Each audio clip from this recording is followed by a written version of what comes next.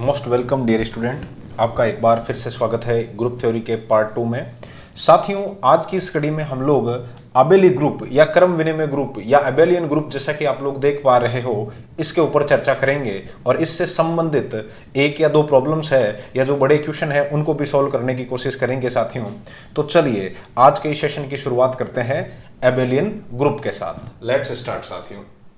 चलिए साथियों, जैसा कि आप लोग देख पा रहे हो, अबेलियन ग्रुप, कम्यूटेटिव ग्रुप या आबेली ग्रुप। आबेली ग्रुप किसको कहते हैं? तो आबेलियन ग्रुप की परिभाषा समझने से पहले मैं आप लोगों को बता दूं कि जो ये आबेलियन ग्रुप है वो दरअसल ग्रुप की ही एक आगे वाली कड़ी है। तो कहने का मतलब क्या है, सीधा आप इस तरीके से भी लिख सकते हो कि किसी द्विआधारी संक्रिया बाइनरी ऑपरेशन स्टार के लिए, द्विआधारी संक्रिया स्टार के लिए परिभाषित कोई समूह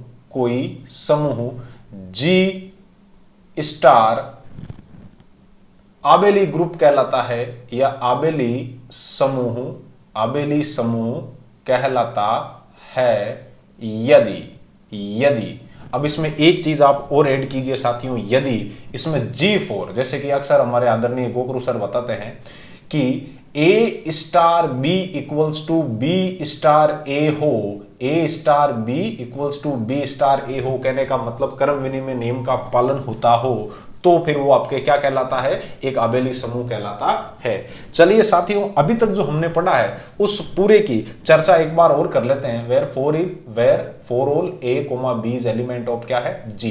सबसे पहले देखो साथियों, पहली चीज क्या थी आपके पास? G1।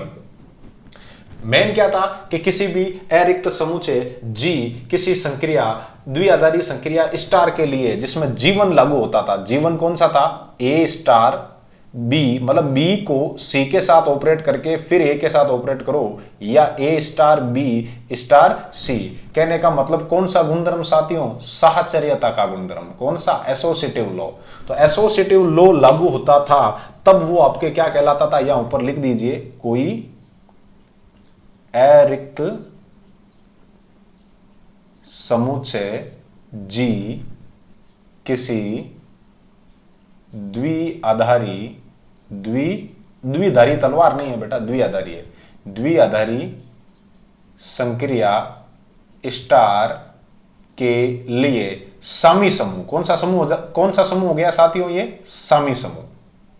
सामी याद रह जाएगा कि कोई भी अरिक्त समुच्चय G किसी द्विआधारी संक्रिया स्टार के लिए सामी समूह कहलाता है। कब? कि जब इसमें आपके G1 लागू हो, एसोसिएटिव रूल लागू हो। दूसरी चीज, सामी के बाद G2 क्या था साथियों? A स्टार E बराबर E स्टार A, मतलब तत्समक उपस्थित हो, तत्समक अवयव की उपस्थिति। अब देखिए मजे की बात साथियों, सामी तो केवल क्या था कि जब साहचर्यता का नियम लागू होता था। अब क्या हो गया? अब साथियों सामी प्लस तत्समक अवयव की जो उपस्थिति है, ये दोनों मिलकर और आपके एक नया समूह बन जाएगा जिसको हम लोग मोनोइड के नाम से जानते हैं साथियों। एकदम स्पष्ट है, कोई प्रॉब्लम नहीं है। उसके बाद इसमें एक तीसरी चीज और लागू होती थी, G3 क्या था साथियों? A स्टार A इनवर्स बराबर E और A इनवर्स स्टार A बराबर भी आपके E हो, मतलब प्रत्येक अवयव का अद्वितीय प्रतिलोम विद्यमान हो, एक्सिस्टेंसी ऑफ आपके किसकी? इनवर्स की विद्यमान हो। तब ये तीनों चीजें कौन सी? अब ध्यान से आप लोग समझ गए होंगे कि केवल साहचर्य हो तो सामी, साहचर्य प्लस तत्समक हो तो मोनोइड, और ये तीनों मिल जाते हैं, तीनों चीजें लागू होती है, तब वो आपके ग्रुप कहलाता था साथियों, समूह कहलाता था। और समूह के अंदर भी एक और चौथी चीज लागू हो गई, चौथी G4 मतलब A स्टार B बराबर B स्टार A, कहने का मतलब क्रम विनिमयता का नियम, कम्यूटेटिविटी का नियम लागू हो। तो ये चारों मिलकर आपके G1 हो तो सामी, G1 प्लस G2 हो तो monoid, G1 plus G2 plus G3 हो तब ग्रुप, और G1 plus G2 plus G3 plus G4 चारों हो तब वो आपके आबेली समूह कहलाता था साथियों, आबेली समूह। मेरे हिसाब से ये कंपैरिजन आप लोगों के दिमाग में छप गया होगा, और ये छप गया है तो चलिए आबेली समूह से संबंधित कुछ महत्वपूर्ण प्रश्न या जो समस्याएं हैं वो आपके सामने हल करते हैं इस सेशन में। चलिए साथियों, चलिए प्यारे साथियों, जैसा कि आप लोग क्वेश्चन देख पा रहे हो कि so that Z5 equals to आपको दिया हुआ है 0 1 2 3 4 is an abelian group for the operation addition 5 के अंदर देखो प्लस के पैरों में 5 लिखा हुआ है। इसका मतलब क्या है, ये कुछ इस तरीके से परिभाषित है जहां ए और बी कोई भी दो अवयव है उनका आप योग करते हो और वो योग 5 से छोटा है तब तो वही लिख दो, और 5 से बड़ा या 5 के बराबर है तो उन दोनों के योग में 5 घटा करके लिख दीजिए साथियों। ये मतलब आपके योग समशेषता के नियमों पर लागू है। तो अब देखिए, उसके लिए आपको सिद्ध करना है ये एक आबेलियन ग्रुप है। तो सबसे पहले आप लोगों को देखना क्या है कि Z5 संवर्त है या नहीं है, क्लोजर है या नहीं है। तो सबसे पहले आप लोग क्या चेक करोगे इसके सॉल्यूशन में, देखना बहुत ही मजेदार प्रश्न है हल। तो सबसे पहले क्या चेक करोगे कि योग 5 के लिए आप सबसे पहले ऑपरेशन टेबल लेके आओ, संक्रिया सारणी लेके आओ साथियों।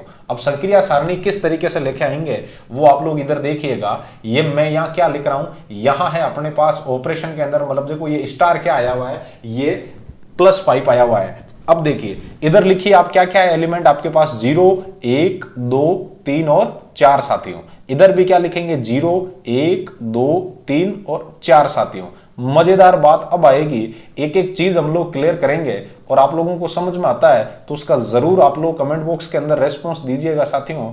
आपके रेस्पॉन्स पर ही आगे वाले वीडियो डिपेंडेंट होंगे।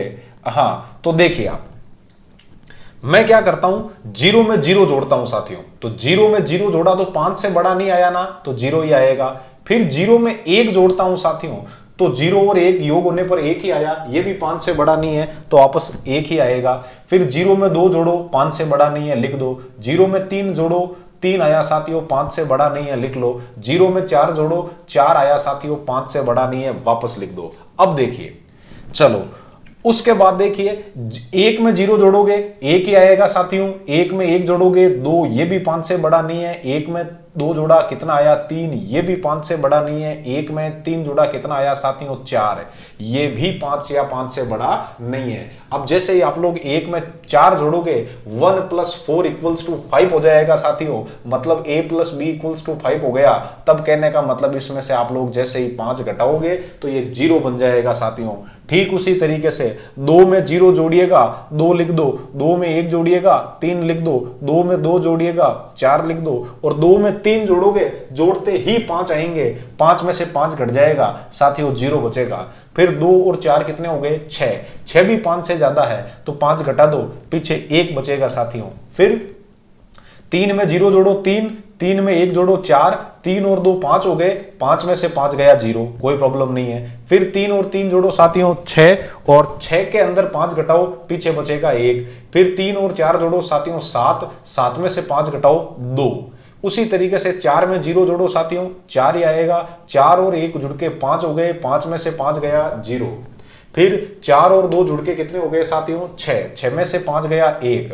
4 और 3 जुड़ के 7 साथियों, 7 में से 5 गया 2, और 4 और 4 जुड़ के साथियों 8, 8 में से 5 गया 3। कहने का मतलब देखिए, आपने इन सभी अवयवों के लिए या ये जो 5 पूर्णांक दिए हुए हैं इनके लिए Z+ की संक्रिया सारणी बनाई और एक भी अवयव इससे बाहर नहीं है। तो कहने का मतलब क्या हुआ साथियों, या ये डेफिनेशन लग गई कि A, B is element of Z+5 है, तो A+5 भी किसका एलिमेंट है आपके साथियों, एलिमेंट है Z5 का। Z के पैरों में 5 लिखा ना बेटा, तो ये Z5 का। A और B में जब एलिमेंट लेता हूं आप लोगों के Z5 का, तो दोनों को जोड़ता हूं तो वापस जो टेबल के अंदर आया है वो सारे के सारे अवयव Z5 के हैं। तो कहने का मतलब क्या है, अतः Z5 संवर्त है। कैसा है साथियों, संवर्त है। पहली प्रॉपर्टी लागू हो गई ना, मतलब संवर्त होने का मतलब ये आपके कल फॉर्मूला बन गया। सबसे पहले पढ़ा था ना हमने समूहाब हो गया, मतलब क्लोजर प्रॉपर्टी लागू हो रही है। अब उसके बाद देखिए, जैसे ही क्लोजर प्रॉपर्टी लागू हो गई, आप लोग इसमें यह चेक कर सकते हो, आप जानते हो साथियों कि जीवन की जांच कैसे करोगे। आप इसमें सीधा भी लिख सकते हो कि योग सहचारी होता है। योग कैसा होता है साथियों, योग सहचारी होता है। अतः Z5 के लिए Z5 के लिए समशेष मॉड्यूलो योग 5 है, ये भी आपके कैसा होगा साथियों, सहचारी होगा, सहचारी होगा। तो क्लोजर प्रॉपर्टी लागू हो गई, मतलब जीवन लागू हो रहा है, कोई प्रॉब्लम नहीं है साथियों। उसके बाद देखिए योज्य तत्समक जीरो। अब जैसे मेरी बात सुनो, जीरो में जीरो जोड़ा जीरो आया ना, जीरो में एक में जीरो जोड़ा तो भी एक आया, और एक देखो जीरो में एक जोड़ा तो भी एक आया, और एक में जीरो जोड़ो तो भी मतलब आपके वापस एक ही आता है साथियों, ये पढ़ा। फिर आप जीरो में दो जोड़ो तो भी दो आ रहा है, और दो में जीरो जोड़ो तो भी दो आ रहा है। फिर जीरो में तीन जोड़ते हो तो भी तीन है, और तीन में जीरो जोड़ते हो तो भी तीन है। जीरो में चार जोड़ते हो तो भी चार है, और चार में जीरो जोड़ते हो तो भी चार है। मतलब आपके क्या आया, ए स्टार ई बराबर ए, और ई स्टार ए बराबर ए आ रहा है वापस। तो कहने का मतलब यहां पर क्या उपस्थित है, G2 योज्य तत्समक, योज्य तत्समक शून्य विद्यमान है साथियों, शून्य विद्यमान है, मतलब दूसरी प्रॉपर्टी भी लागू हो गई। अब चर्चा करते हैं साथियों G3 पर। G3 क्या था, प्रतिलोम अवयव की उपस्थिति, मतलब A के अंदर आपको X5 मतलब ये Z5 योग के लिए ये जो आपके परिभाषित फलन है या जो ये रिलेशन दिया हुआ है, इसके लिए मैं B एक ऐसा अवयव लाऊं कि मुझे वापस जीरो प्राप्त हो जाए। क्योंकि प्रतिलोम की परिभाषा क्या थी, प्रतिलोम की परिभाषा थी A स्टार A इनवर्स बराबर E। तो यहां पर आपके स्टार क्या है, वो है समशेष 5, और E क्या है साथियों, जीरो। तो अब आप देखिएगा अवयव मैं यहां लिख रहा हूं जीरो, जीरो में क्या जोड़ूं कि जीरो आया, कि सर जीरो ही आया। तो अवयव जीरो के लिए देखो, जीरो के लिए कौन तत्सम मतलब आपके प्रतिलोम अवयव है, जीरो है। फिर बात करता हूं एक की, तो इस एक में कितना जोड़ूं साथियों, तब आपके जीरो आवे, कि सर एक में चार जोड़ो तो एक और चार परिभाषित होकर के पांच हो जाएंगे, और पांच या पांच के बराबर होते ही जब पांच घटेगा तो ये पड़ा जीरो साथियों।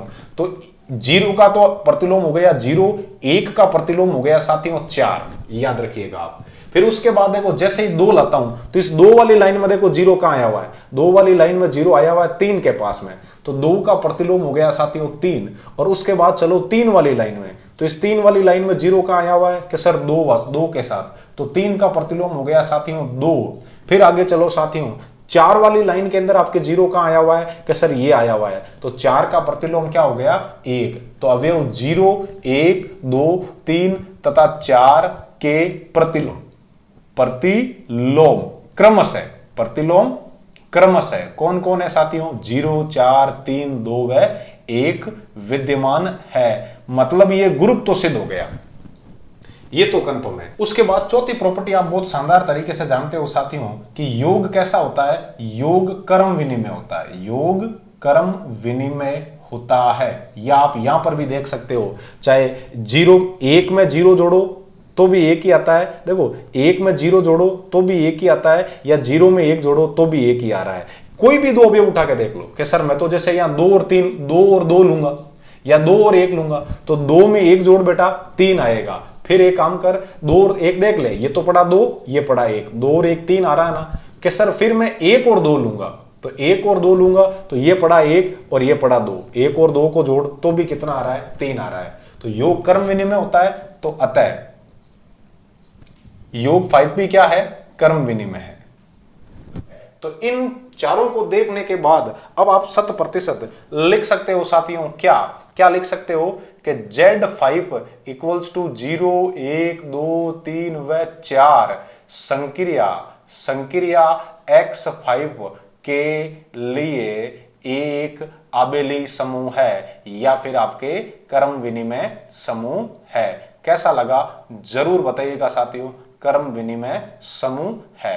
मेरे हिसाब से आपको ये समझ में आ गया है। चलिए इसके जैसा ही एक अच्छा सा प्रश्न और लेते हैं, और फिर इस आबेली समूह वाले टॉपिक को हम लोग यहीं ब्रेक देते हैं। चलिए साथियों, ये जो क्वेश्चन है वो हमने नवकार पब्लिकेशन गोकुरु सर की किताब की एक्सरसाइज फर्स्ट का 8वां प्रश्न उठाया है, और ये आपकी जेएनयू की बुक्स में भी मिल जाएगा साथियों।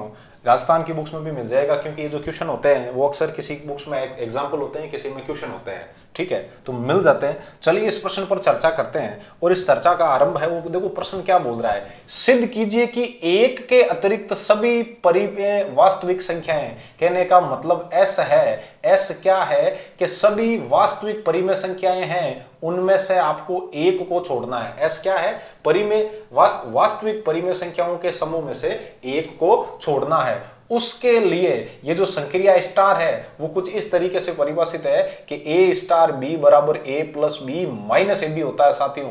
For all A comma B is element of S के लिए ये कैसा समूह होना चाहिए, ये समूह होना चाहिए आपके कर्म विनिमय समूह होना चाहिए। तो साथियों इसका जो प्रारंभ करते हैं, सबसे पहले देखते हैं, देखो संक्रिया स्टार के लिए आप एक चीज जानते हो साथियों कि दो परिमेय संख्याओं का, दो परिमेय संख्याओं का योग व गुणन तथा अंतर परिमेय संख्या ही होती है, परिमेय संख्या ही होती है। तो जब परिमेय संख्या होती है साथियों, तो a आपकी एक परिमेय संख्या है, b भी परिमेय संख्या है, तो a प्लस b भी एक परिमेय संख्या होगी, और a इंटू b भी एक परिमेय संख्या होगी, और फिर a प्लस b और ab का अंतर लेंगे तो वो भी एक परिमेय संख्या ही होगी। तो कहने का मतलब साथियों क्या है कि यदि a is element of s है और b is element of s है, तो इसका मतलब a प्लस b भी एलिमेंट ऑफ s होगा, और साथियों a इंटू बी भी एलिमेंट ऑफ एस होगा, और साथ ही साथ a प्लस बी में से जब आप ए बी घटाओगे तो वो आएगा, वो भी आपके एलिमेंट ऑफ एस होगा साथियों। तो कहने का मतलब क्या है, संक्रिया स्टार कैसी है साथियों, समवर्त है। पहली चीज आपके प्रूफ हो गई कि संक्रिया है वो समवर्त है। अब हम लोग बात करते हैं जीवन की साथियों। जीवन क्या है, हम जो जीते हैं वो जीवन नहीं है, जीवन है साहचर्यता। जीवन क्या है, साहचर्यता। तो साहचर्यता के लिए देखिए साथियों, जब a comma B comma C मैंने एलिमेंट ऑफ s लिया है, तो सबसे पहले मैं a प्लस बी प्लस सी लेके आता हूं साथियों, और b प्लस सी नहीं, या फिर आपके पास क्या है स्टार, और यहां पर भी क्या है स्टार, संक्रिया स्टार की बात कर रहा है। तो जब संक्रिया स्टार की बात करेंगे तो पहले मैं इसमें किसको खोलूंगा साथियों, पहले मैं इसको खोलूंगा बी स्टार सी को, समझ रहे हो आप, पहले किसको खोल रहा हूं, बी स्टार सी को। तो ए को राजी खुशी रख रहा हूं, और जब बी और सी, बी स्टार सी खुलेगा तो इस डेफिनेशन से क्या आएगा साथियों, बी प्लस सी और माइनस बी सी। समझ में आया नहीं आया कि सर आ गया, तब एक काम कीजिए, इस बी प्लस सी और बी सी को पूरे को ही आप एक नया एलिमेंट है जैसे आपने डी मान लो साथियों, इसको क्या मान लो, डी। तो जैसे ही आप लोग इसको डी मानते हो तब ये क्या हो गया, ए स्टार डी। तो ए स्टार डी कैसे खुलेगा, वो खुलेगा साथियों ए प्लस डी और माइनस ए डी। अब एक काम कीजिए, आपको इस एडी और चोटी के फेर में नहीं पड़ना है साथियों, आपको क्या करना है, आपको, तो चलिए साथियों यहां अपने पास क्या है, ए स्टार बी स्टार सी, और राइट हैंड साइड में देखो यहां क्या चल रहा है, अभी अपने पास ए प्लस डी और माइनस ए डी। तो एक काम कीजिए, आप ए की जगह तो ए और डी का मान वापस लिखिए। डी का मान क्या है साथियों, डी का मान है बी प्लस सी माइनस बी सी, फिर माइनस ए और डी का मान वापस बोलिए बी प्लस सी और माइनस का बी सी। तो अब देखिए साथियों माइनस का बी सी, चलो अब बी सी दिखाई दे रहा है। तो अब कहने का मतलब क्या है, ए का तो ए फिर प्लस, या क्या है साथियों बी, फिर क्या है प्लस सी, और माइनस क्या है बी सी। ए को बी के साथ गुणा कराओ, minus A B minus A C, और ये हो जाएगा माइनस माइनस प्लस ए इंटू बी इंटू सी। तो कहने का मतलब आपके ये ए स्टार बी स्टार सी को जब ए के साथ ऑपरेट करवाया तब ये चीज आई है A plus B plus C, फिर इसको मैं ऐसा लिख सकता हूं minus A B minus B C minus A C और प्लस ए बी सी। इसको इक्वेशन नंबर 1 नाम दे दो साथियों। अब आपको क्या करना है, इसका दूसरा पोर्शन ए स्टार बी और फिर उसको ऑपरेट करवाना है सी के साथ, इसको सॉल्व करना है साथियों। तो जैसे ही आप लोग ए स्टार बी को खोलोगे तो ये इस डेफिनेशन से हो जाएगा A plus B minus A B, कोई प्रॉब्लम नहीं है। और इसके साथ ऑपरेट में कौन है, सी है। आप चाहो तो इसको ई भी मान सकते हो और नहीं चाहो तो सोच लो ये पूरा एक ही एलिमेंट है, तो ये पूरा एक एलिमेंट और स्टार सी, तो इन दोनों को जब साथ में खोलोगे तो पहले तो इन दोनों को जोड़ना है, तो ये जोड़ दिया A plus B minus A B और ये प्लस सी, फिर माइनस इन दोनों को गुणा करवाना है जैसा कि यहां डेफिनेशन में दिया हुआ है, तो A plus B minus A B और ये हो गया सी साथियों। अब देखो ए का ए प्लस बी ये माइनस ए बी, फिर ये प्लस सी था ना, तो चलिए सी को पहले लिख दीजिए प्लस सी और ये माइनस ए बी। अब आपको क्या करना है, इस सी को गुणा करवाओ इस ए के साथ, तो माइनस ए सी, और फिर इस सी को गुणा करवाओ इस बी के साथ, तो ये बार माइनस है इस वजह से माइनस बी सी, ये माइनस और ये माइनस हो जाएगा प्लस ए बी सी। ये इक्वेशन नंबर 2। समीकरण 1 और 2 को मिलाइए साथियों, हूबहू मिल रही है। तो कहने का मतलब क्या है, ए स्टार बी और जो स्टार सी है वो आपके इस ऊपर वाले ए स्टार बी स्टार सी के बराबर है। तो कहने का मतलब आप लोग क्या लिख सकते हो, संक्रिया स्टार साहचर्य है साथियों। कैसी है, साहचर्य है। कहने का मतलब G1 लागू हो रहा है। अब हम लोग चर्चा करेंगे G2 की, तो उसके लिए हमें क्या करना पड़ेगा, उसके लिए साथियों इसको हमें इरेज करना पड़ेगा। तो इसको इरेज करके और आप लोगों के लिए उधर कॉर्नर में डाल दूंगा मैं, ताकि आप आसानी से देख सकते हो। चलिए साथियों, तो चलिए साथियों, S क्या था अपने पास, S था वास्तविक परिमेय संख्याओं में से एक को छोड़ना है, और A स्टार B क्या थी वो नीचे लिख देता हूं चलिए। तो और A स्टार B क्या थी साथियों, वो थी दरअसल A प्लस B और माइनस का AB। तो अब देखना, अब हम चर्चा करेंगे साथियों दरअसल G2 पर। तो G2 क्या था, तत्समक अवयव की उपस्थिति। किसकी उपस्थिति, तत्समक अवयव की उपस्थिति। तो मान लीजिए संक्रिया स्टार के लिए तत्समक अवयव x है साथियों। कौन है, x है। अतः तत्समक की परिभाषा क्या थी, a स्टार e बराबर वापस a होना चाहिए साथियों।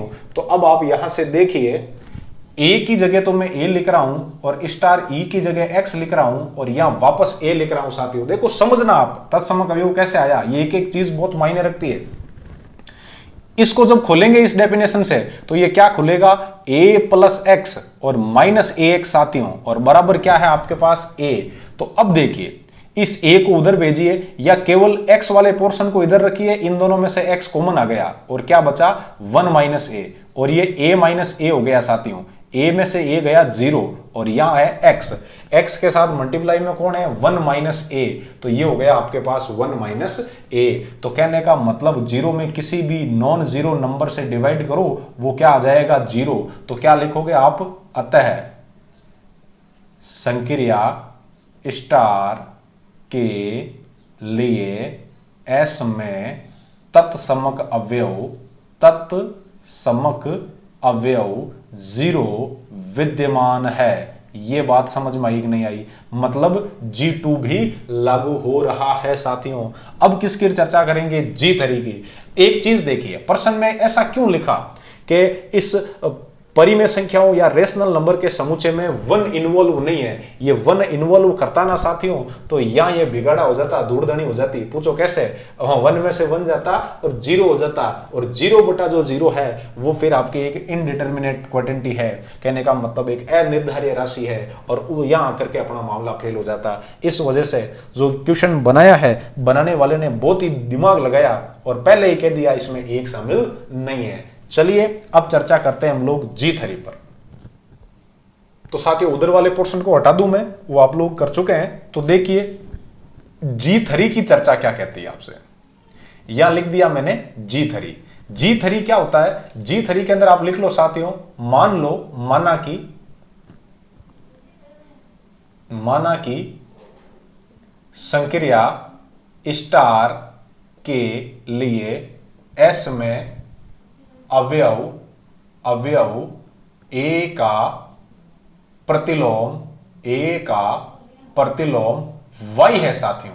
Y मान लो, जब प्रतिलोम Y मानते हो तब ये क्या आता है साथियों, प्रतिलोम की डेफिनेशन क्या थी आपके पास, A स्टार A इनवर्स बराबर E आना चाहिए। अब जो जो चीजें आपको मालूम है वो लाके रख दो। तो ए की जगह तो ए, क्योंकि ए का प्रतिलोम लाना है, फिर स्टार का स्टार, प्रतिलोम किसको माने हो, वाई को माने हो, और ई अभी अभी आया है साथियों, क्या है, 0। तो जैसे ही आप लोग इसको खोलेंगे ए स्टार वाई को, तो वो इस डेफिनेशन से खुलेगा a plus Y minus A Y, और इक्वल्स टू क्या है साथियों, 0। तो अब देखिए इन दोनों में से y कॉमन आ गया और ये 1 माइनस ए बन गया साथियों। ये प्लस का a उधर जाएगा, माइनस का a हो जाएगा साथियों, और y इक्वल्स टू क्या हो जाएगा, y इक्वल्स टू हो जाएगा आपके माइनस ए बाई 1 माइनस ए। इसको लिखने वाले विद्वान यूं भी लिख सकते हैं कि a बटा a माइनस 1 भी कर सकते हैं। तो एक चीज और समझ में आ गई, a का मान 1 नहीं होना चाहिए। यदि ये 1 हो जाएगा तो फिर ये परिमेय संख्या ही नहीं रहेगी, क्योंकि परिमेय संख्या की डेफिनेशन में आपने पढ़ा था कि P by Q where Q is not equals to 0 होना चाहिए साथियों। यहाँ पे 1 रखते हो तो ये 0 हो जाएगा। तो बहुत ही शानदार बात कही थी इसने कि 1 को शामिल नहीं करना है। तो कहने का मतलब क्या लिखोगे, अतः संक्रिया स्टार के लिए S में अवयव A का प्रतिलोम a upon a minus 1 where a is not equals to 1 विद्यमान है। तो कहने का मतलब मुझे बताओ G3 भी लागू हो रही है कि नहीं हो रही है, कि गुरुजी G3 भी लागू हो रही है। तो अब चर्चा, कहने का मतलब ये ग्रुप हो गया ना, अब हमें ये देखना है कि ये आबेली ग्रुप है या नहीं है। तो चर्चा करते हैं G4 पर। चलिए साथियों, तो चलिए G4 क्या बोल रहा है साथियों। G4 आपसे बोल रहा है, G4 कहने का मतलब कर्म विनिमयता, कर्म विनिमयता। तो कर्म विनिमयता के लिए देखो साथियों, कर्म विनिमयता के अंदर आप लोग क्या देखेंगे इसमें कि a, b is element of s है, तो यहां a स्टार b, तो a स्टार b क्या होता है साथियों, a plus B minus A B. आप एक चीज स्टेटमेंट जानते हो साथियों, आप चाहो तो मैं वो स्टेट लिख के कर दूं और आप चाहो तो बिना स्टेटमेंट के भी लिख दूं साथियों। चलो स्टेटमेंट लिख के ही करते हैं। तो आप लोग लिखो कि चूंकि देयरफॉर परिमेय संख्याओं का योग व गुणन कर्म विनिमय होता है साथियों, कर्म विनिमय होता है। क्यों? क्योंकि मान लीजिए कोई भी दो परिमेय संख्या है, और जैसे मान लो परिमेय संख्या 1 और 2 है, तो 1 में 2 जोड़ो तो भी 3 ही आने हैं साथियों, या फिर 2 में 1 जोड़ो तो भी 3 ही आने हैं। समझ में आ गया आपके? या फिर 1 को 2 से गुणा करो तो भी 2 ही आएगा, या 2 को 1 से गुणा करोगे तो भी 2 ही आएगा। ये उन्हें कसम 2 ने 1 को गुणा करा देना तो मानी 21 आवे। हाँ, कहीं होने वाला रोजिया वाला। तो अब देखो ये कर्म विनिमय है तो मैं इसको b प्लस ए लिख सकता हूं ना, और कर्म विनिमय है तो b प्लस ए लिख सकता हूं, और ab को क्या लिख सकता हूं, ba। तो अब देखो ये क्या है, b प्लस ए और माइनस बी है, और यहां से देखो ये a स्टार b है तब तो ये a प्लस बी है, ये b स्टार a हो जाए तो b प्लस ए होगा कि नहीं होगा साथियों, और ab की जगह ba होगा कि नहीं होगा। तो कहने का मतलब मुझे इसकी शकल ये b स्टार a जैसी नजर आ रही है। तो कहने का मतलब क्या है, अतः a स्टार b बराबर b स्टार a है साथियों। तो आप लोग क्या कह सकते हो, अतः s संक्रिया स्टार के लिए एक कर्म विनिमय समूह है। कैसा लगा साथियों? उम्मीद है आपको समझ में आया होगा। तो चलिए फिर मिलते हैं अगले सेशन में ग्रुप और आपके मतलब एबेलियन ग्रुप से संबंधित कुछ और प्रश्नों के साथ, और फिर उसके बाद एक सेशन लेंगे इसकी प्रॉपर्टी के बारे में। तो आज के लिए इतना ही। थैंक यू, धन्यवाद।